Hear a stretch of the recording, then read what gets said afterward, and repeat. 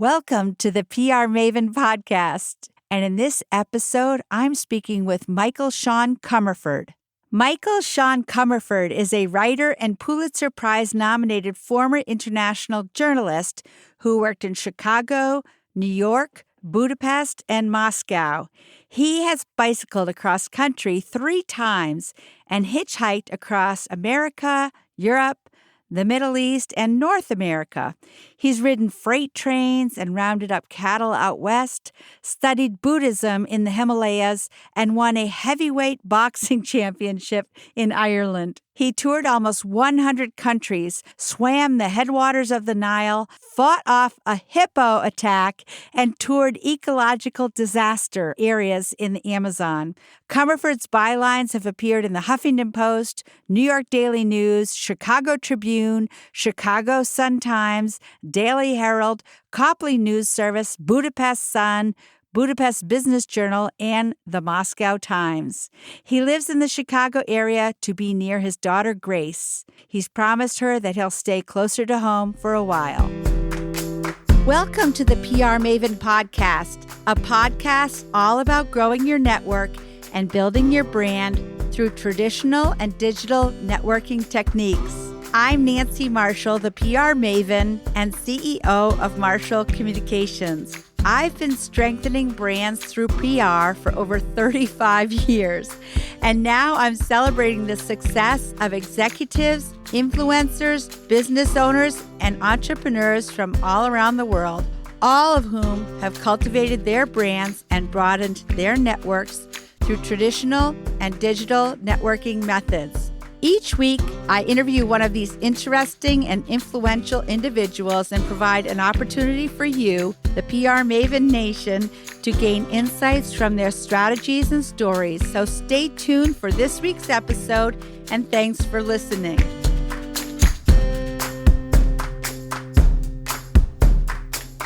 So, Michael, you've traveled to carnivals around the country. What drew you to follow the carnivals and hitchhike from one to another? Well, honestly, what happened was I was a journalist for about almost 40 years, 30 years. I came to a point in my life where the journalism jobs were drying up and I was looking for another direction, and I decided to write books. And it came to me that carnival people seemed to me, I worked in a carnival years ago when I was 23. I saw these carnival people. I thought they were great traveling secrets, very good stories out on the road. And so I thought, well, for my first book, I'll try to capture some of these stories. It'll be a real storytelling year. And I had because of my journalism background, I wanted to cover some issues also. So the original idea was to work in one carnival for the entire year, start in the Silicon Valley, and cover a big issue in America right now. And we can see maybe it playing out in the election, which is income inequality. And so I thought, well, the Silicon Chasm, this valley has more billionaires than anywhere else in America, and it has among the poorest in America, most homeless per person. So I said, great carnival stories and an income inequality story to tell. And the book turned out nothing like that. I ended up going to 10 carnivals in 10 states, hitchhiking between those carnival events, becoming the #1 hitchhiker in America, but also covering a variety of other social issues, including Mexican immigration, the American caste system, the working poor, and others. And eventually, because of COVID, the lack of communal joy that we're all missing with the closure of state fairs and festivals, and that aggravates our mental health crisis in America. So it became a much bigger story. But from your original question, why did I go out? I saw great stories to tell. I wanted to tell them. And I thought this was an interesting way to view America, was from the floorboard of a Ferris wheel. Well, there's so much that you've said that I would love to unpack. One thing I'm curious about is how did you become the number one hitchhiker in America? And that was according to whom? Well, I used my investigative skills from 30 years of journalism, and but I added up the mileage, and it was 14,000 miles from Alaska to Florida and Mexico, from California to New York. And I went to all the hitchhiking sites and polled them, and they're common hitchhiking sites. And I did a poll, and including of all the people I met on the road, I asked them as I was going along, do you know anyone who sticks strictly to North America? I mean, there's others that hitchhike around the world, and I have done that. But in 1 year in North America alone, and I came up the winner, and I'm sticking to it. It's an unscientific poll in the end, but it was very complete. I went to all the websites, and no one could match me. Well, I think it's awesome. And if I could do that, I would. I mean, Oh, no. I think you and I That share. would be wild if I had met Nancy out on the road, and now we're talking on a podcast years later. You and I share something that we probably didn't know we shared because we actually haven't met each other in person. But I think you're intensely curious about other people, as am I. Absolutely, and that was one of the main themes, and that was to bust up those stereotypes that we have of carnies and carnival people. They are, mothers and fathers and sisters and brothers. They're families. I call them great skeins of families out on the road, and there are some pirates, and people living on the edge, and then there are others that are generations of carnival people working very, very hard, and their main job is bringing joy to other people's lives. And that's why I think during this COVID crisis, they should be considered essential workers, because without that communal joy, we're seeing the after effects, which are almost invisible compared to the amount of deaths that we have. But it's a real impact. And I looked it up here in Maine that there were 26 agricultural fairs that were canceled, including both your state fairs, and that has an effect and on people's joy. And you actually have the oldest state fair in all the country. The Freiburg Fair? No, Skowhegan. Yes, Skowhegan State Fair. Skowhegan Fair. It's the oldest one in the whole country, so there's a real state fair story to be told there. I worked in many. I worked in state fairs and festivals in California, New York, New Jersey, Chicago, Alaska, Minnesota, Oklahoma, Texas, Georgia, and Florida. And in Florida, I was in a freak show, but they didn't let me on stage because they didn't see the inner freak in me, Nancy. Yeah, I probably have an inner freak also, but I try not to let it out too often. It's not compatible with being a PR professional. You're scaring me now.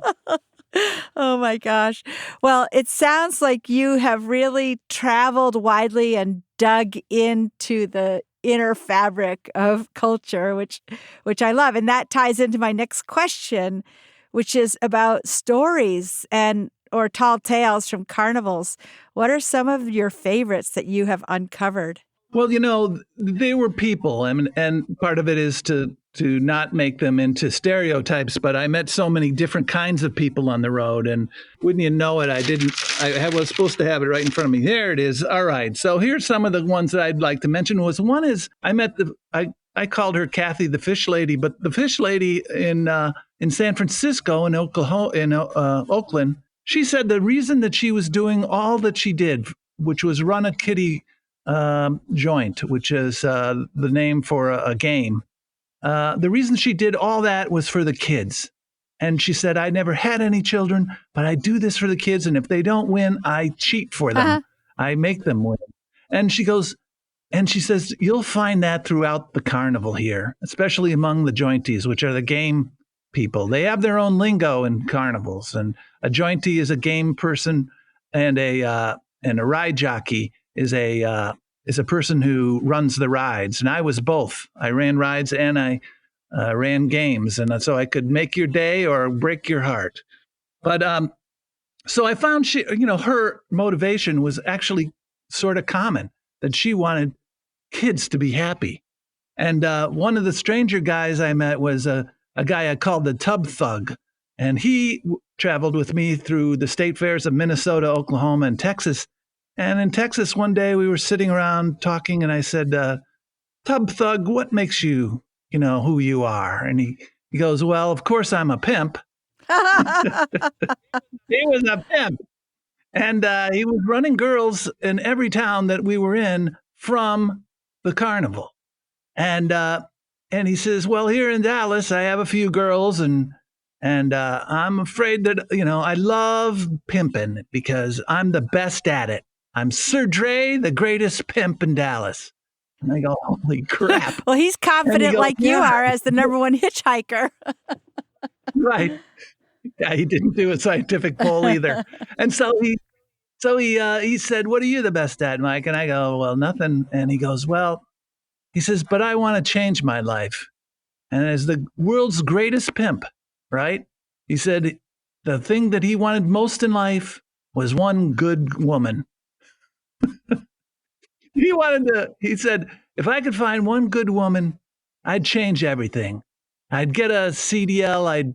I'd be a truck driver, and I'd come home every weekend, and I'd have a family and one good woman. Is that so wrong, Mike? And I'm going, I know you're pulling my leg, but no.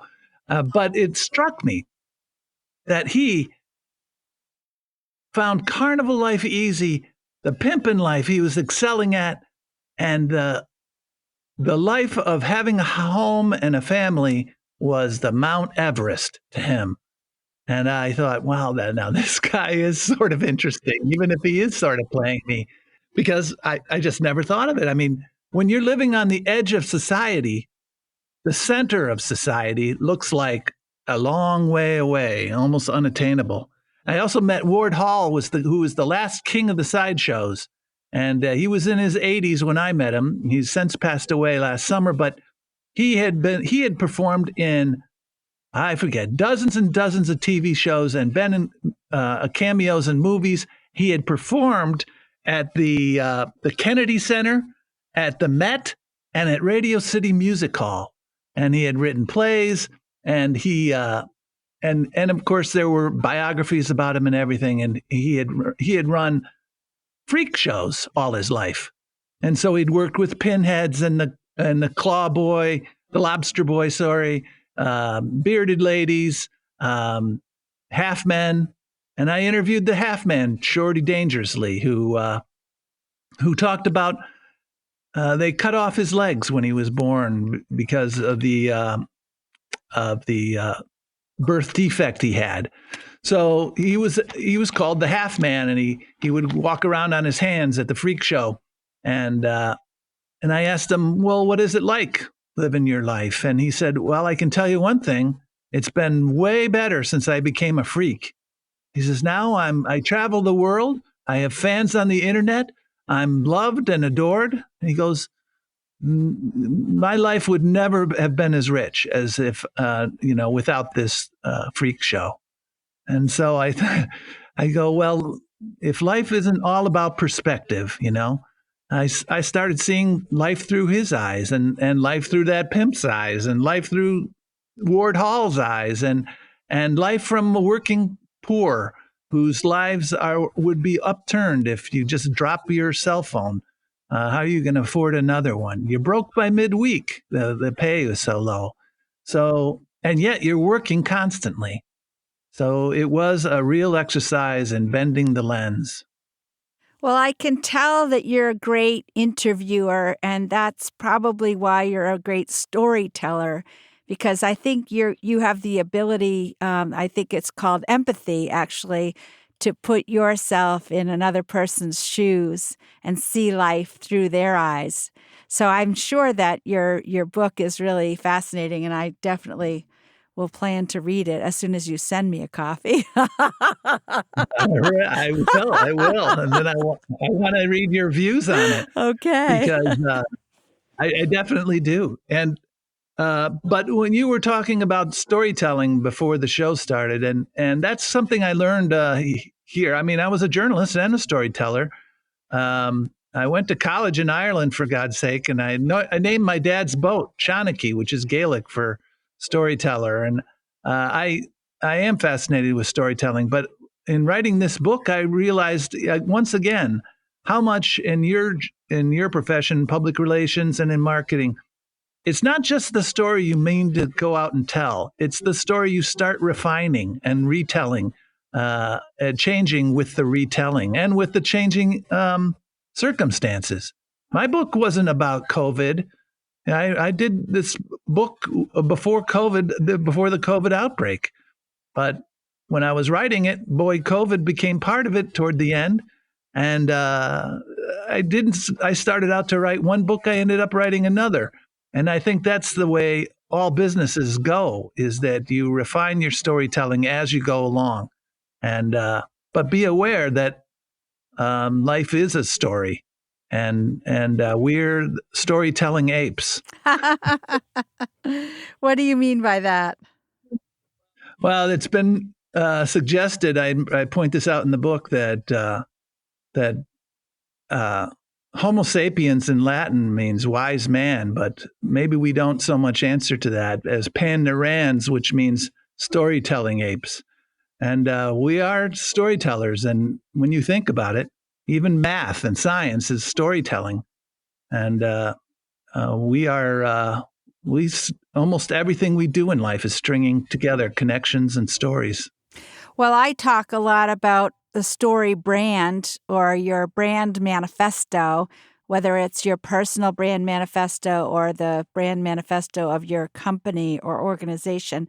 And one of the purposes of having a story like that is arming your raving fans or your brand ambassadors with a story that they can tell to other people. So when people are enthusiastic about your brand, they have a story that you've actually seeded in their minds, and then they can actually share it with others. There's a book called Building a Story Brand by Donald Miller. That's kind of the Bible now of storytelling for brands or personal branding, which is one of my favorite topics, actually.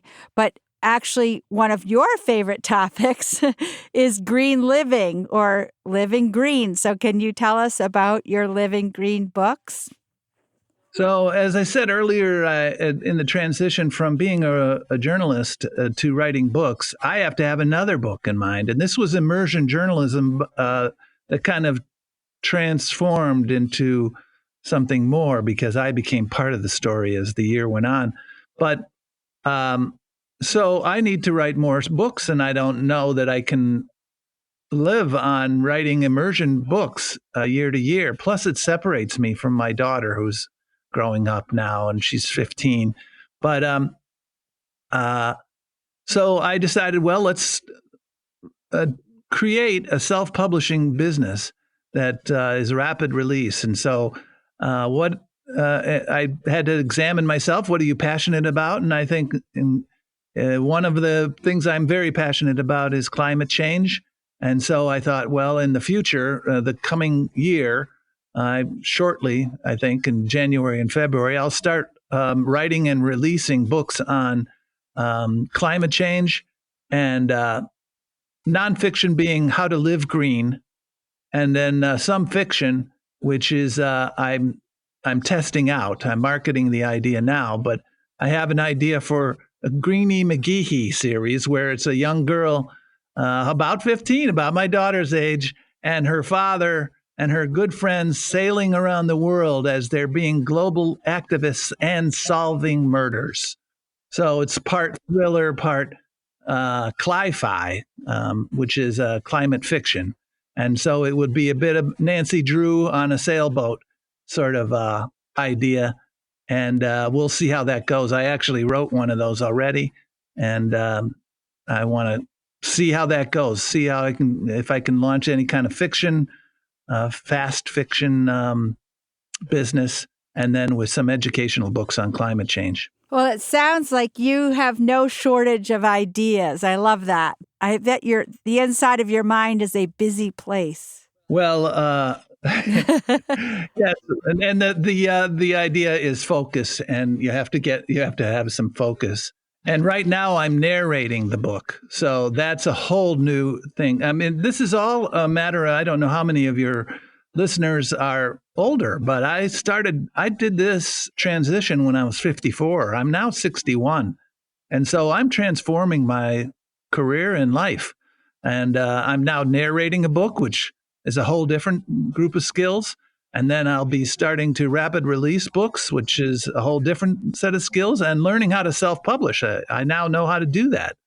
And so it's a reinvention of myself as well. Well, I've gone through a similar process in my life and career because I have self-published 2 books, actually. One in 2015 called PR Works, and then one just recently, actually during COVID, called Grow Your Audience, Grow Your Brand. And I actually also recorded both of those books. So I think it's really amazing that we're able to do this. And Oh, absolutely. And it's part of what you mentioned earlier also. It's living your dream. I mean, find what you're passionate about. And if you're going toward that, failure is less humiliating than than failing at something you didn't want to do anyway, or even succeeding mildly at something you didn't want to do anyway. Following your passion is fun. Right now, it's fun for me. I'm right at the beginning of it, and I might be in for a failure. But right now, the book is getting incredible reviews. It's been nominated for a Pulitzer Prize and for a Lucas Award. So serious journalism and writing awards, and it's been a great pleasure to live the life that I did and to write about it. So, do you want to hear a bally, Nancy? Yeah. I'm getting off subject a little bit. yeah, sure. A bally is for marketers out there. In carnivals, is what they use to draw the crowd in. So a good man who you call it a talker. A good talker will have a great bally. And here's my bally for American Oz. And remember, I went all over the country. So here it goes. From Alaska to Mexico, New York to Cali, from Dallas to Chi-Town, hear my bally. Change your life. It's meant to be. Win big money. Free, free, free. Be shocked to be amazed. On every page. Be younger, be smarter. In a tech age. Say no to the square life. Say no to the blahs. Say yes to the wonders of American Oz. Wow. Standing ovation. I love that bally. I had never even heard that term before. And so what I did also on the year, I told stories in a variety of manners. I had a blog while I was living on the road. I wrote magazine pieces while I was living on the road. I took videos while I was living on the road. None of the carnival people knew I was writing about them. And that became an issue at the beginning of the book. I got fired immediately from a carnival. They said, nobody's going to hire a writer. And I agreed. So I decided I'm going to go around to a lot of carnivals and I'm not going to tell anyone what I'm doing. And I told stories in every possible way I could. And so now when I'm narrating my book, I also have incorporated singing and breaking the third wall a couple times. So it's every kind of storytelling you can. And it was a great adventure. I was going to sing you a song, but now I don't think I will. Ah, well, maybe in the second half of our interview. I'll tell you this, that on my hitchhiking, what separated me from other hitchhikers was that I sing on the side of the road. When no one's coming, it's really low. And when no one's there, it gets louder. So I start off like, this land is your land. This land is my land. From California to the New York Island. From the redwood forest to the Gulf Stream waters, this land is made for you and me. As I was walking down that ribbon of a highway, I saw above me the endless skyway. I saw below me the golden valley. This land was made for you and me. Yeah. That is the first time.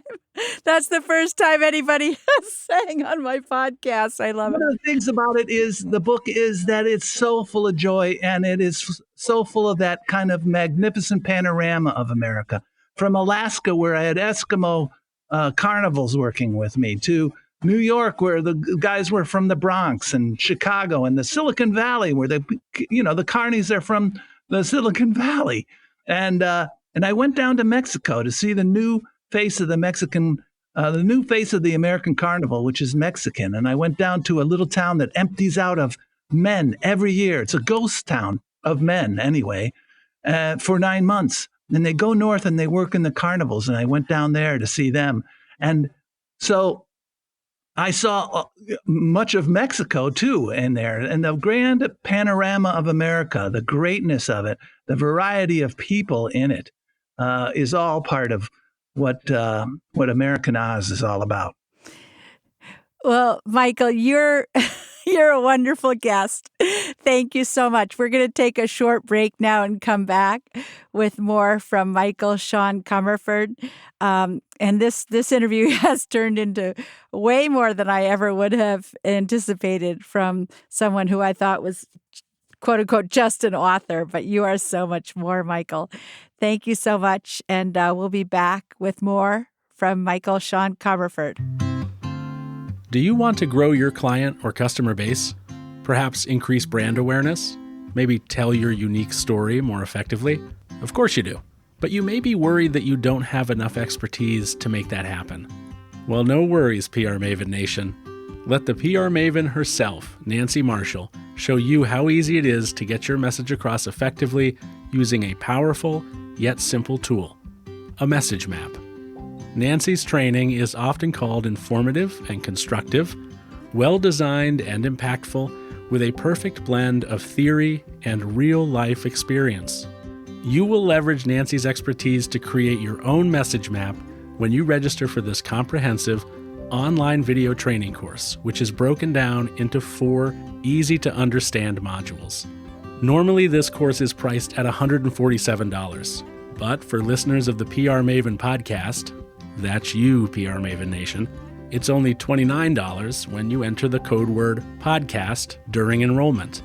It even includes a workbook and bonus content to guide you through the process. So go to prmaven.com and click on the Message Map Mastery course to enroll today. Remember, enter the word podcast during enrollment for a special discounted price of $29. Welcome back, and today we're talking and singing with Michael Sean Comerford, who's a book author and publisher at Comerford Publishing, LLC. And I want to dive right back in with more questions.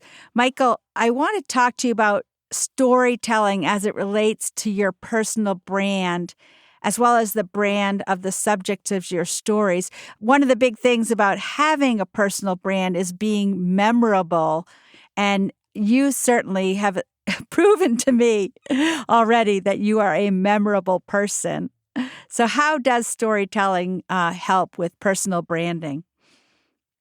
Well, for all the reasons that you said also, and on my book, American Oz, I made sure that the author section included the most unusual things I've done in my life, and not just the universities I went to. So it had a mixed. I've had mixed results with that, because I did try to make myself a bit of a character on the back, so that you can imagine the personal growth and the arc of my story through the fact that you can see the author and you know a little bit about him because of the author bio. But I had one reviewer say, "Well, this is an adventurist, and his adventure was about carnivals." And and that was way too simplistic of a way to read it. But so the story, you can't control the way it goes. That's another thing about having. I don't know if you found that in writing your books, but so many people are finding so many different things in my book than I than I thought they would, and so I have to adjust that. But I'm very aware, especially since it came out, that um, I am part of the story. That people are going to read it thinking about me, the person telling the story, uh, and whether they like me or not is part of it. Well, I think the fact that you are so authentic and actually forthcoming about your personality makes you very likable and interesting, and as I said, memorable. And I think some people they hesitate to really tell their own personal story. They might say, "Oh, I am a lawyer," but they don't expand upon what makes them unique as a lawyer, or I'm an accountant. That prompted me. I did see a publicist about my book, and she said, "Well, the first thing I'm going to do is not make this book about carnivals." And I go, "Well, it's not really about traveling carnivals or state fairs and festivals. It's really about all these other things." And she goes, "No, it's going to be about you. If you hire me as your publicist, it's going to be a personality driven thing." I couldn't afford to hire her, so, but I'm very aware of that. And also, I got to say that the power of storytelling even worked in the carnivals when I was there, because I told you about the bally, and some, you know, carnival workers do have a great bally and great pitches to get people to come and play their game or come to their ride. And I almost immediately started doing that. And in California, I had a ride that went up. It was a swing ride, and I stood back and I would hit the button, and it would take like 5-10 seconds before the swing ride would kick in. So I hit the button and I'd walk out into the middle of the swing ride where everyone was sitting on a swing ready to go up. And I'd raise my arms up like Moses and then say, "Up, up, up." And then all of a sudden the ride would go up in the air. And then I'd say, "And away." And then all of a sudden it would be swinging around like crazy, and wide swoops, and kids would come back and say, "How do you do that, mister? How do you do that?" And parents were coming back saying, "You got to see this guy." And carnies that I talked to later said, "I've been in carnies all my life, and I've never seen a guy with more energy." Well, I made sure that wherever I went, whatever I did for the carnivals the rest of the year, I had the most energy, and I had a story to tell everywhere. And at the State Fair of Texas, I had a tub game, which is it's a like a laundry basket at a angle, and then you throw a softball into it, and if you get two in a row that stay in there, then you win. And I would tell people, "All right." And by the way, no one told me to do this. They just said, "Mike, go, run the tubs." And so the first person I met, I said, "All right, I'm gonna hypnotize you." And the person goes, it was a young woman, "No, you're not." And I said, "Yes, I am. I'm gonna hypnotize you with Mike's Rainbow." And she goes, "Mike's Rainbow? What's that?" And I said, "Well, throw that softball to me in a high arc, like a rainbow, Mike's Rainbow. And now throw that same arc into that bucket and you'll make it. You'll win." And sure enough, it would work. And they would go, "It's Mike's Rainbow. I've been hypnotized." It's all a story that I use to get people to play and to play and play again. Well, when we took a break, I was telling you that I just finished reading the book by Jay Shetty called Think Like a Monk. And one of the things he talks about is discovering your dharma, which is sort of your raison d'etre. It's the reason that you were born. And I feel like I have found that. I feel lucky that I discovered my career early on because I feel like it was the thing I was born to do. And I feel like this is what you're born to do too, is not only storytelling, but living the stories. I mean, you don't just observe from afar. You got right in there in that carnival and you were a showman, just like P.T. Barnum. Yeah, I mean, I studied Barnum afterwards when I was writing the book, and yeah, he was. It added everything. It added so much just knowing, having seen freak shows and so forth, and ballets and so forth, and you're talking about the monk Dharma. Um, I told you earlier that I also studied Buddhism in the Himalayas, and I'm aware of all that. And it's not easy finding what you want to do and matching it with your ability. When those things match up, it's a great feeling, and I can hear it in your voice. You have. I'm still at the beginning of my journey. I could still fall flat on my face, but so far so good. I feel really sorry for people who have like those countdown clocks. I have a client, and I'm not going to say who it is, but he has this clock that counts down the number of seconds until he can retire. And it's like, oh my gosh, that's so sad because he still has about 10 more years. So it's like life is too short to spend all that time doing something that doesn't give you joy. I had the president of my high school class heard about my story, and he said, Mike, I want to write about you for the high school. And he, St. Viator's outside of Chicago. And I said, okay, fine. And then we interviewed, and it was a good interview. And at the end of it, he says, do you have any advice to high school kids today? And I said, live life now. Yeah. Don't wait for retirement or for when you're older and you can do other things. You're already alive, and look for all the great ways that you can be alive now. And it's words to live by, honestly. Absolutely. And if you're doing what you love, you're going to be better at doing it. And as you said, you will have more energy and enthusiasm and excitement and Oh, all of those you things tap that into could. a whole different power source. Exactly. Exactly. So I want to ask you about your hitchhiking because, a lot of people are nervous about hitchhiking. Were you ever in an unsafe situation when you were out there on the road? Well, I had one situation where I was hitchhiking up by Pink Mountain. I believe it's in Alberta, Canada. And it was hours on the road. Finally, this beat up old car came along, and this guy with cobalt blue eyes and a big shaggy beard. And he looked just like out of central casting for an old prospector, kind of a crazy laugh. And he says, get in. And so I get in, and he drives me down the road, and I go, well, I'm in the year of carnivals, but they don't know I'm writing about them. But I tell all the drivers that I'm telling that I'm writing about them, and he says, oh, and then he drives off the road, the Alaskan highway, and I go, well, what? And he goes right into the forest, and I looked at him, and I looked in the forest, and I go, whoa, nice day to die.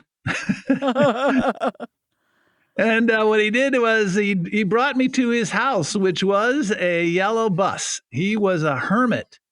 He lived in a bus in the middle of the woods, and he had a dog and a cat and a young wife, actually. So he wasn't 100% a hermit. And he was in his 60s. He had a wife in her 20s, and he killed everything that he ate, and he lived completely off the grid. And he told me about his whole life. And at the end, he says, Mike, writers don't make much money. You ought to, whatever you make off of this book, put it into a yellow bus and live out off the grid like I am. And you can write as many books as you want. And he says, this is the life to live. And I go, wow. No, I was never threatened by anybody. In fact, I hitchhiked naked, I call it, because that is hitchhiking without a weapon for self protection. Everyone I met was a good Samaritan. And let's see here.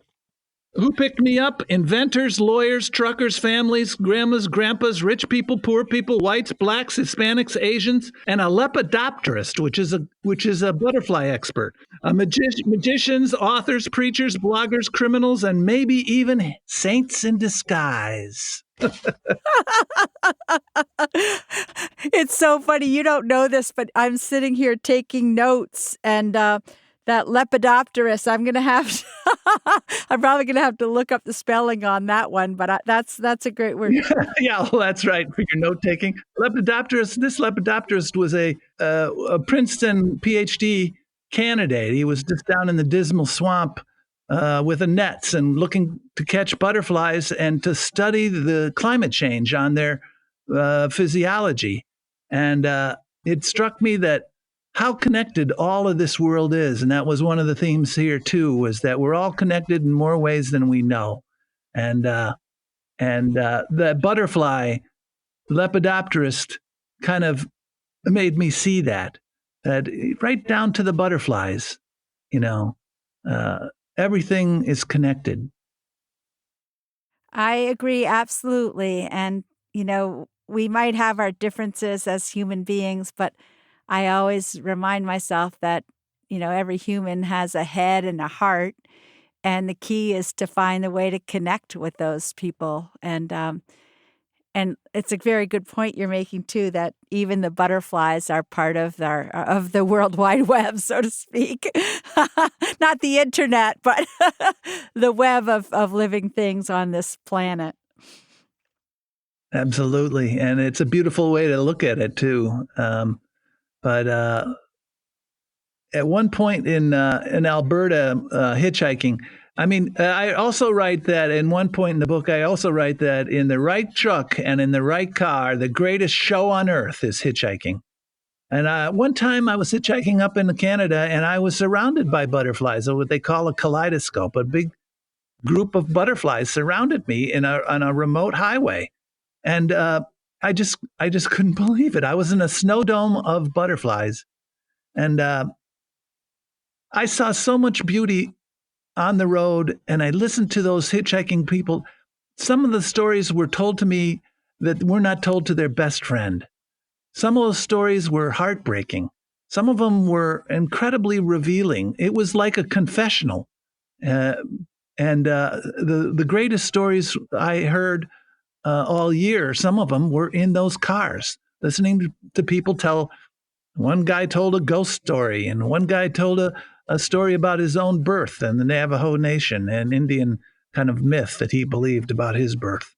And just so many interesting people. And they were all good Samaritans trying to help another soul. I had some grifters pick me up outside of Amarillo on my way to through Arkansas up to through Oklahoma on the way to Arkansas, and those guys were drinking beer and smoking pot and on the way up and listening to the Grateful Dead, and that might have been a little unsafe, but they were harmless, other than the fact that they were, high as kites when they were driving me through the night. That would make me a little nervous. So what would you say to others who are stuck in jobs that they don't like about doing something like what you're doing and living the life of their dreams? I'm kind of known in the Chicago area in journalism, and the internet, the social media kind of lit up when they heard I was hitchhiking between these carnivals, and there was envy. And there were guys saying, you got to envy a guy like that. How free is that guy? He's so free. And, really hitchhiking is free. It is a practice of freedom if it's done right. But a lot of it's done simply because you're too poor to do it any other kind of way, And but Or that you've lost your license from an OUI. yeah, right. You lost your license and you're hitchhiking and you're humiliated. Well, and but I didn't. I thought of it as I am really I've always wanted to write a book. This is the time I can start writing books. I've developed the skill of writing that over the years in journalism, I can do it. I think I know what might sell, and I kind of try to combine all those things together and went on an adventure, which is liberating. It really got me outside of the workaday world. And I can see why some people mistook it for freedom, but it wasn't freedom. It was a job. It was pursuing something I thought could make me some money and produce something I wanted to do. And but it was unconventional thinking, thinking outside the box. And I think that's what you're getting at. Yes, absolutely. Absolutely. I admire you for that because, again, so many people are just stuck in a rut and doing jobs that they don't necessarily like, but it pays the bills and it's paying for their retirement eventually, and they're just counting down the days. So Yeah. I don't think that's the way to live. Well, not day to day, and that's what I told the high schoolers. I told them to start early, live in life now. Don't worry. Don't put it off until you're out of college or until you're married or until you're retired or, all the landmarks in life. Start living and realize it's right now. I think it's important to pay attention as you go through your days to what gives you joy and then figure out a way to make a living out of that. So to notice the kinds of things that fulfill you and as I said, make you feel joyful. Well, Nancy, and obviously, you're the kind of person I wanted to pick me up when I was hitchhiking. I probably would not have because I've been trained not to pick up hitchhikers.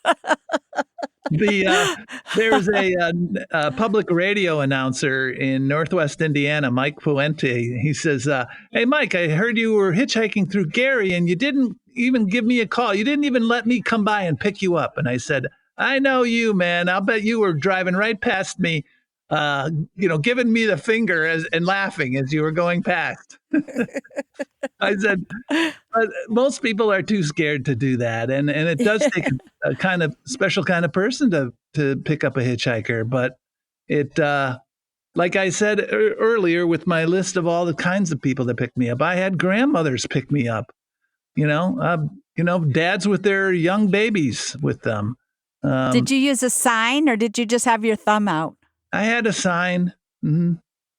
I had a sign, and some hitchhikers like to write funny things on their signs, but I always figured people are going by too fast to read a whole funny sign and then decide to stop. But I just wrote where I was going, and it was a thrill for me the first time I wrote Alaska down on a sign. I was in Butte, Montana, and I wrote down Alaska. I go, wow, this is fun. It's 4,000 miles from Chicago to Alaska. And it's only 3,000 miles, LA to New York. So there's some real territory there. That's a long way. Exactly. Where did you sleep, by the way? Oh, that's when you mentioned hitchhiking. I'm sorry I didn't mention that. That's the scariest part of hitchhiking was finding a place to sleep. And then I didn't find a place to sleep. A lot of places I went, if I could, I found an all-night diner and I would write my notes up from the day and I would stay there all night, or all-night Denny's. One of my reviews says, "This is a masterpiece written from Denny's." But would you actually fall asleep in these diners or at Denny's? I would sometimes do that, but that wasn't scary. Those were just hard to find. I mean, once you found them, you're pretty golden unless they kick you out. But So sure enough, we lost Michael Sean Comerford somehow. He must be on to his next adventure. But you can check out more about Michael at michaelseancomerford.com. And that's Michael, Sean, which is Sean, Comerford, Comerford.com. And he also has a Twitter at Mike Comerford. So check him out. And I want to thank Mike Comerford for what I thought was a really great interview. And I hope you liked it too, PR Maven Nation. And I hope you have a great day full of adventure and doing the things that bring you joy. That's it for this week's episode. I'd like to thank you for listening, and if you feel that you've gotten value out of today's conversation, consider leaving a 5-star review on iTunes or whatever app you're using to tune in. If you haven't subscribed yet, you should do so. I release a new episode each week, and subscribing will make sure you get an alert when there's a new episode. You can also join the PR Maven Nation by going to prmaven.com/nation and clicking join. It's free, and it's a great community of like-minded individuals who are all looking to learn and grow from one another. If you have an Alexa-enabled device, be sure to add the PR Maven Marketing Minute to your daily flash briefing menu. Thanks again for listening, and have a great rest of your week, PR Maven Nation.